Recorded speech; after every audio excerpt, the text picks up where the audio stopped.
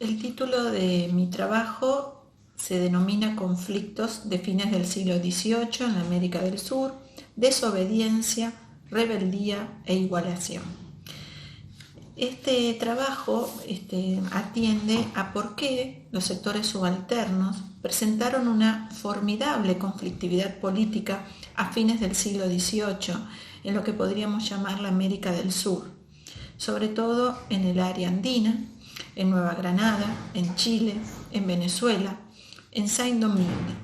Estos conflictos son definidos desde las condiciones y posicionamiento social de estos grupos como subalternos, compuestos por indígenas, mestizos, negros, mulatos, castas, blancos pobres, mujeres, esclavos, trabajadores, labradores y artesanos.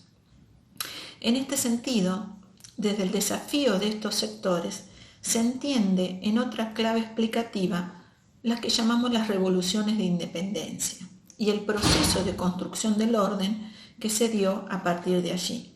Es decir, las revoluciones de independencia se hicieron para frenar el potencial revolucionario de los sujetos subalternos. Pero ¿dónde radica ese potencial revolucionario? ¿Por qué pensar en otra clave explicativa la alta conflictividad social de fines del siglo XVIII? Para eso entendemos que existe una coyuntura crítica de estos conflictos que se ubica entre 1780 y 1795.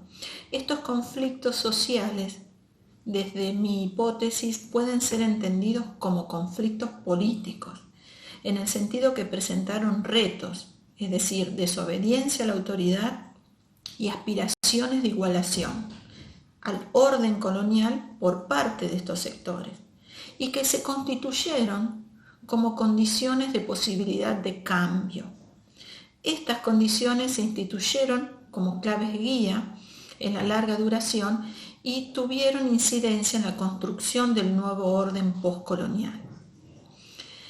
En este sentido, cuando atendemos a esta alta conflictividad política, nos hacemos referencia a que hay un cierto consenso en considerar la alta participación de los sectores populares en las revoluciones de independencia y en los proyectos post-independientes. ¿Pero por qué? ¿Han surgido espontáneamente? ¿Han surgido en la coyuntura solo revolucionaria de 1808 a 1825? No podemos considerar que ello haya sido, digamos, desde una metáfora como un rayo en la inmensidad del cielo, sino que fue un rayo que cayó en pasto seco, es decir, había condiciones para que se encienda esa mecha porque hay procesos históricos anteriores que evidencian esa alta conflictividad, esa desobediencia y esos, pedidos o reclamos de igualación en el orden colonial.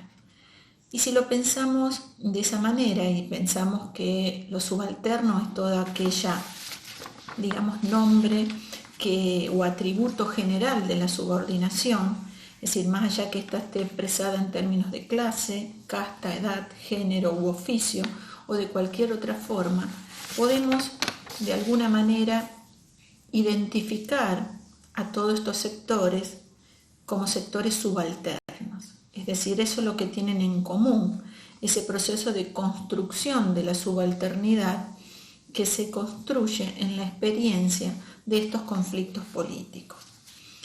En ese sentido, hemos rescatado, para dar cuenta de esta situación, dos grandes, podríamos decir, conflictos o movimientos de protestas en esa coyuntura, que son lo que llamados la rebelión de los comuneros en Nueva Granada y la gran rebelión andina, ambos más o menos entre 1780 y 1781.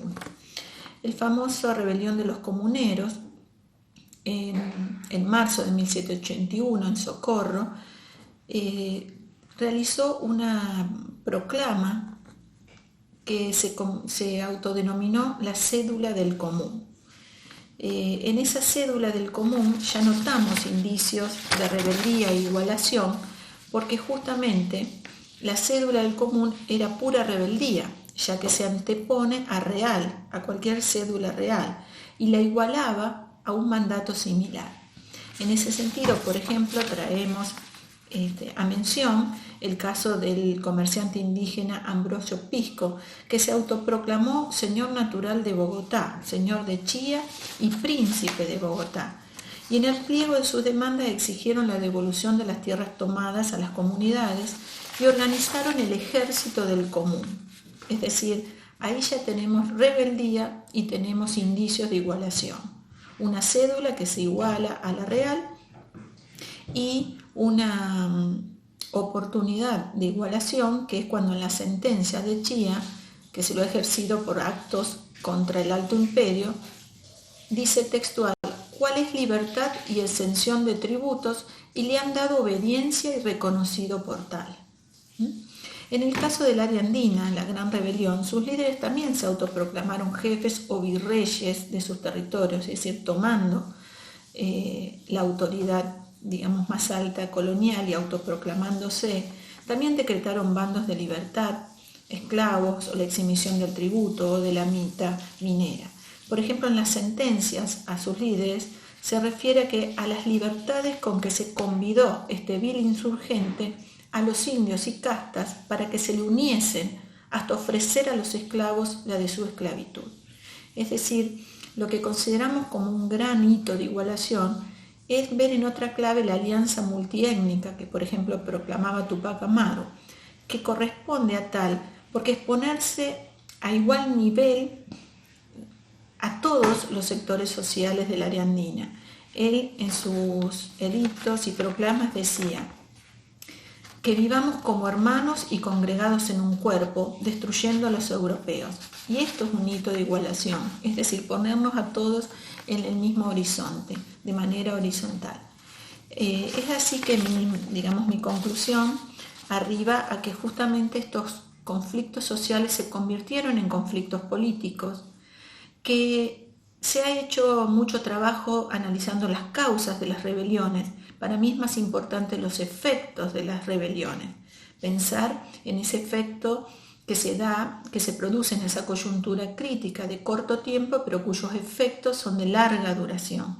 Y esa larga duración está en que en la otra coyuntura de la independencia, los sectores de élite, los sectores blancos, van a tratar más de frenar ese potencial revolucionario de estos sectores a la vez que proclaman la independencia. La idea es mantener esa estructura de poder interna más que, digamos, banderas de libertad y de autonomía. Es decir, ese es el punto de la conclusión principal.